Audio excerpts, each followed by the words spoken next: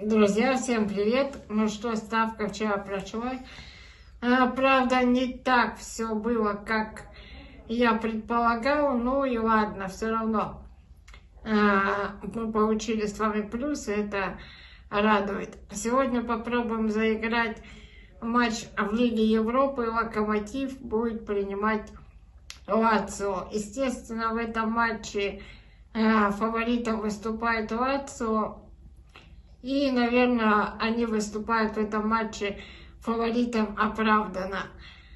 Скорее всего, Лацио в этом матче победит, ну или, может быть, будет ничейка. Со стороны Локомотива мне что-то заигрывать страшно.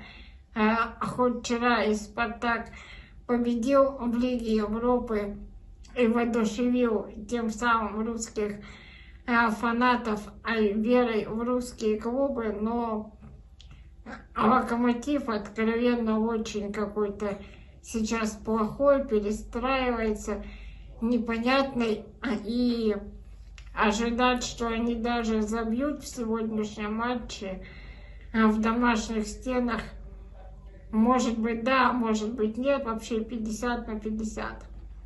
Моя ставка на этот матч будет такова. То, что Лацио не проиграет, и общий тотал матча меньше 3,5.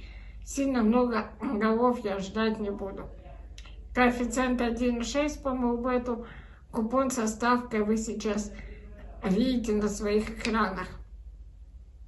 Пишите комментарии, что вы думаете по поводу этой ставки, что будете заигрывать сами. Не забывайте пользоваться бонусом от Мулбета. Ссылка в первом закрепленном комментарии под видео. Там же промокод, который дает удвоение первого депозита до 19,5 тысяч. Ставим лайки. Всем удачи, друзья, и пока.